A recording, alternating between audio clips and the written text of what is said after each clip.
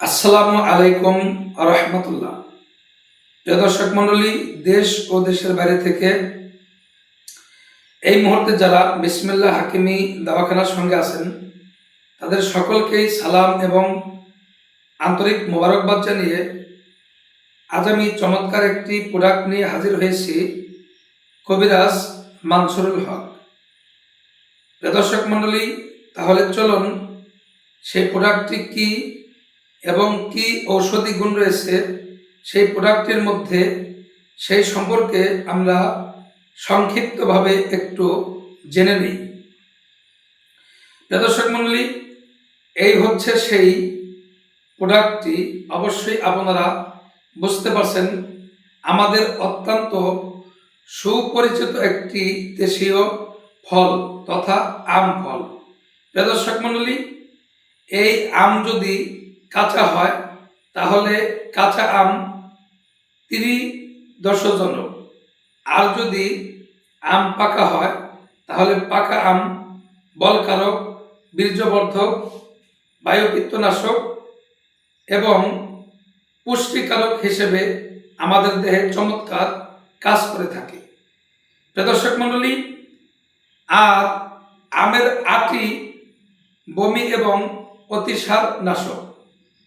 এছাড়া আমসত্ত্ব বমি ও তৃষ্ণানাশক, বায়ু ও পিত্তনাশক। দর্শক মণ্ডলী, তাহলে আমরা এই আমের মধ্যে থাকা গুণ ও অগুণ সম্পর্কে আমরা ভালোভাবেই জানতে পারলাম।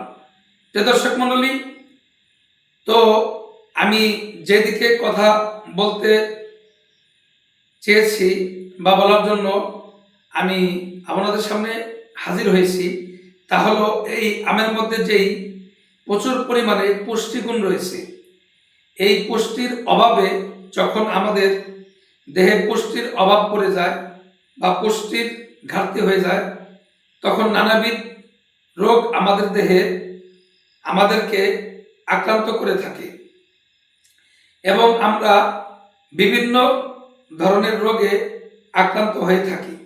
দর্শক মণ্ডলী, এই সময়ে যদি আমাদের দেহে পুষ্টিতে ভরপুর থাকে বা পুষ্টিতে পরিপূর্ণ থাকে তাহলে বিভিন্ন ধরনের রোগ আমাদেরকে ইনশাল্লাহ আক্রান্ত করতে পারবে না।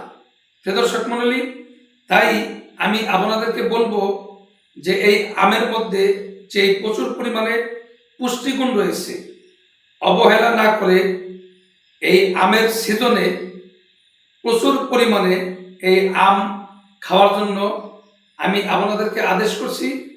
আর আপনারাও এই আম খাওয়ার জন্য চেষ্টা করবেন, কারণ এই আমের মধ্যে যেই প্রচুর পরিমাণে পুষ্টিগুণ রয়েছে, এই পুষ্টিগুণ আমাদের দেহের অত্যন্ত প্রয়োজন। এই দেহে সকলেরই এই পুষ্টির অত্যন্ত প্রয়োজন রয়েছে। দর্শক মণ্ডলী, আর কথা না বাড়িয়ে বিসমিল্লাহ হাকিমি দাওয়াখানা থেকে আমি বিদায় নিচ্ছি। কবিরাজ মানসুরুল হক। ধন্যবাদ সকলকে।